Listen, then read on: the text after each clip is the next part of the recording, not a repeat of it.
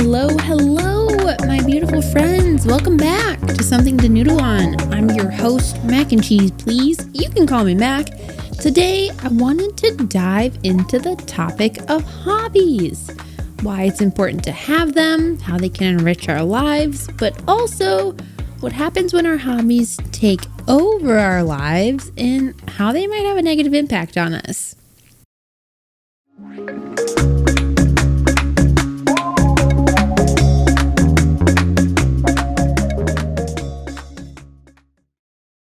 Not that you need a definition of hobbies, but while we're here, let's talk about what they are. Hobbies are the things we like to do in our spare time for the sole purpose of enjoyment. Though sometimes we're also lucky enough to turn our hobbies into a steady source of income, like YouTube or Twitch, or this podcast, or maybe even it's Etsy. For many of us, that might even be the dream. To be able to support ourselves by doing something we love the most. Who wouldn't want to do that? It could be cooking, crafting, playing sports, gaming, making music. The list literally goes on and on. Pretty much anything can be a hobby, especially if you take an active approach to your activity of your choice. There are lots of different benefits to having hobbies. For starters, hobbies make us more interesting as individuals. When we meet new people, you typically ask what the other person is into. The easiest way to learn what someone is like is to hear them talk about their activities that they enjoy and why they enjoy them in the first place.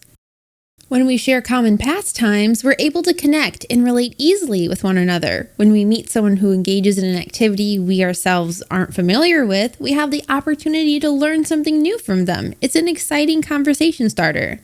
Either way, the activities that we find enjoyable and dedicate our free time to are the things that most easily endear us to those around us.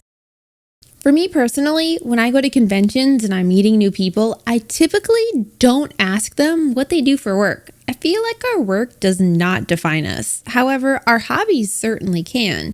I've met some really cool people in the gaming industry by asking them what they like to do for fun. A few years ago, I met one person at an after party at PAX East, and after we were done talking, he actually told me that I was a breath of fresh air because I didn't ask him about his day job, even though he was wearing a Corsair t-shirt and anyone in the gaming industry would want to talk to him about partnerships. Instead, we bonded over Dungeons and Dragons for like 2 hours, and we're still friends to this day, and we still talk about Dungeons and Dragons for 2 hours when we meet up. Hobbies not only give you a way to meet new people, they also make life more interesting. It's easy to want to come home after a hard day's work and just zone out in front of the TV. I do it all the time. After work, it feels like we've expended all of our energy doing our job duties that we don't really want to think about anything else. So we deserve that idle time, right? Well, of course. But when we choose a hobby that actively engages our minds and motor skills, we get more out of life than what we do when we choose to withdraw and maybe be more sedentary. Of course, it's easier said than done, because keeping up with the hottest TV shows is also part of our culture right now. But since hobbies require us to put in at least some effort, they are a great way to learn new skills and hone some of our old ones. For example, one of my favorite hobbies is hiking. I've got to travel to some really cool places all over the United States to get a thrill from the views we see.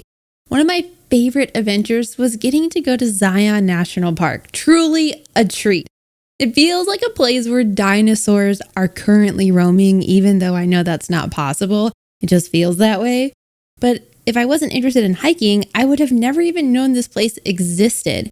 I feel so enriched by my hiking adventures. It makes me want to explore the world and see what other countries have to offer. Hobbies have this ability to keep our minds and memories sharp as we practice and learn new skills, but they also keep us active and engaged with the world around us. They require us to be present and in the moment so we can soak in everything that's happening. We're talking about what we're doing, who we're doing it with, and the way we feel when we're doing it, which is really important because it gives us something to look back on and remember fondly. Physical activities such as dancing, playing sports, or practicing martial arts are, of course, really great ways to burn calories, but also let out some frustrations while doing it. Did you know that there's even research that shows engaging in physical leisure activities can lower both blood pressure and cortisol, which is the stress hormone? But it doesn't have to be physical. Less strenuous hobbies can also be an awesome source of stress relief by distracting us from those heavy events that happen throughout our day and helping us forget about all those little worries for just a little while. Activities like knitting, origami, gardening can feel almost meditative, helping us to clear our minds and recharge our batteries. When we're younger, we just don't get it, but I'm a 32-year-old adult now, and it all makes so much sense. There is nothing better than a Saturday morning where you're pulling weeds and mowing the lawn. I feel so at peace in the yard. But when I was younger, I thought it was just a stupid, dumb chore that my parents wanted me to do. But now that I'm older, I see that it truly is a meditative experience. Don't get me wrong, hobbies are totally great, but they can be a detriment if we let them be. Hobbies can be very expensive. Almost every pastime has some sort of investment cost. Joining a sports team often comes with fees. Classes charge tuition, and any hobby that has you making something requires physical materials that you need to manipulate.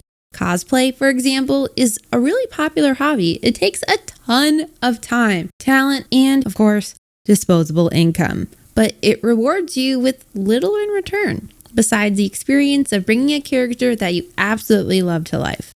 Gaming is another realm where it's really common to overspend. It's so easy to get invested in video games that we love, so much so that they begin to consume our every waking moment. We've all been there. With the base cost of a game coming in around $60 or $70, but then when you add paywalls, cosmetics, loot boxes, and other types of transactions, it's easy to see how our funds can quickly become depleted. If you have the disposable income to invest in your hobbies without harming your financial situation, then that's great. Keep doing you. It really only becomes a problem when you prioritize your favorite activity and ignore all the costs of living. But I'm sure we've all heard at least one story of someone who forked over tons of cash and dug themselves into a hole that it was nearly impossible to climb out of.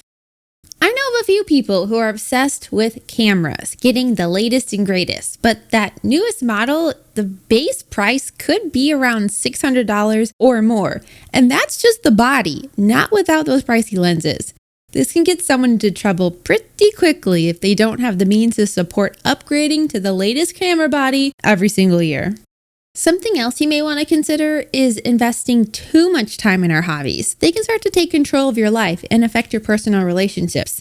It's okay to take your passions seriously, even if they are just supposed to be for fun. Some of us just have a more naturally competitive edge, while others thrive on a sense of achievement. If we're part of a guild or team or other group, we may feel a sense of responsibility to show up for every raid, practice, or even meetups. Again, this is totally fine. The problem really only occurs when this driving ambition takes over our life and starts to negatively affect the relationships we have with the people around us. I've had friends who've left relationships because their partners were too absorbed in their own little worlds. But this also goes for friendships too. My friend Tim would literally hand us his raiding schedule in World of Warcraft and would not hang out with us if it conflicted. Even if we were going to Six Flags or celebrating someone's birthday, he got so deep into World of Warcraft that he started calling out of work and missing shifts so he could raid. That's when things start to get a little out of hand. It's so easy to lose ourselves in the things that make us happy, but when we forget to come up for air, it can have catastrophic results. Like everything else in life, we need to moderate our consumption. That is, we need to make sure we're engaging in our pastimes in a healthy way. For some of us, that may mean setting time limits for engaging in our hobbies or following a schedule that allows for both pastimes and social bonding. It may even mean being more aware of the people around us, or it could be that we need to diversify our activities so that any one hobby doesn't take precedence over any other. Balance is key. I read somewhere online that taking 1 hour a day to yourself to dive into your passions is the key to happiness. Now, 1 hour might not be enough to complete some hobbies, but it's certainly a start if you find yourself overindulging.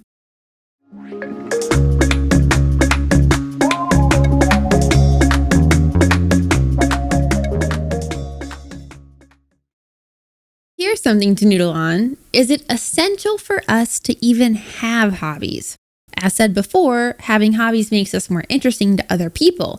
In terms of compatibility, it's likely that more people look for friends or partners with similar interests rather than similar jobs or social backgrounds.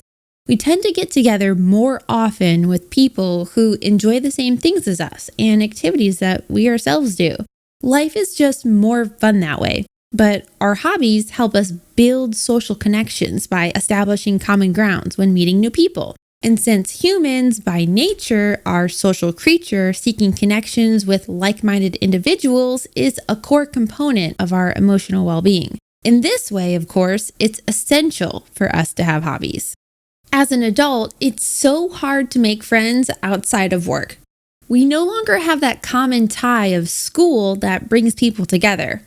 I personally found friends by seeking people with common interests. I used to go to a local game shop that played Dungeons and Dragons twice a week.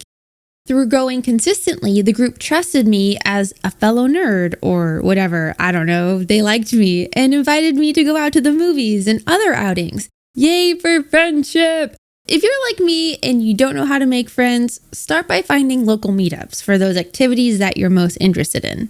Okay, but do we really live in a time where hobbies are something we can even afford? In this economy? Never mind that hobbies can be expensive. Life itself is expensive right now. Perhaps we should be working more and playing less to secure our comfort in the future.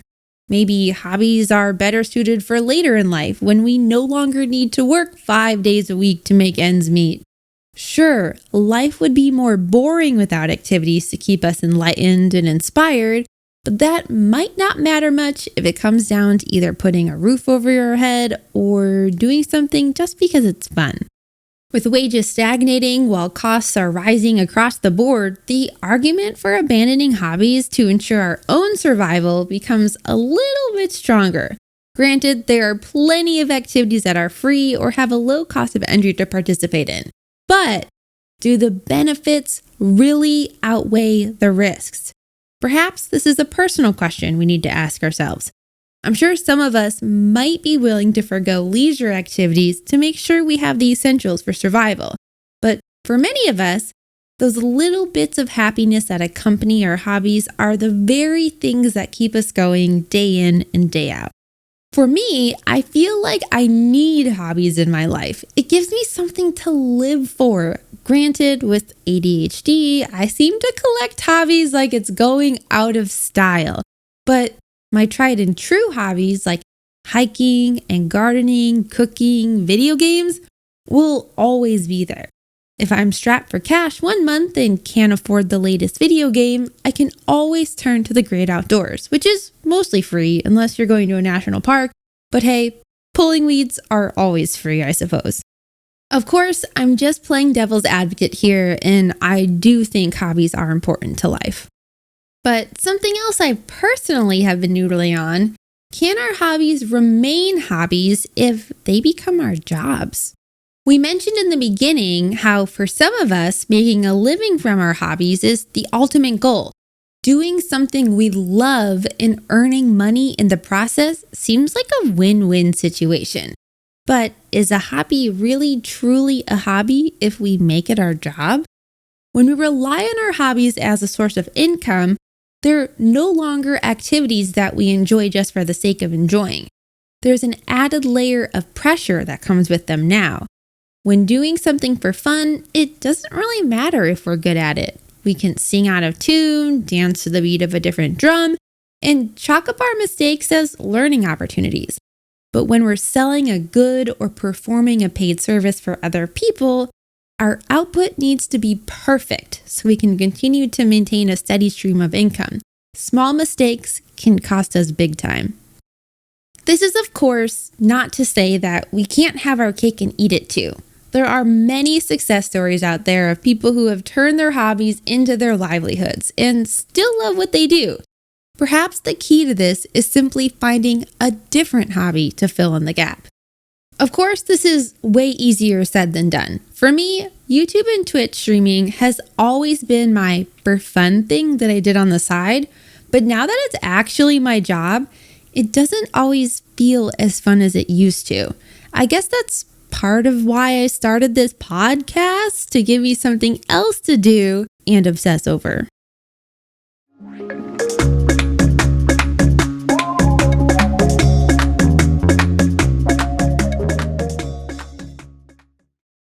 I hope we gave you something to noodle on in your own life, whether it's starting a new hobby or maybe dialing back on some of your own passions. If you would like to keep the conversation going, please join our Discord or follow us on Twitter at @PodNoodleOn. We post new episodes of our podcast, Something to Noodle On, every single Tuesday. You can find those wherever you get your podcasts.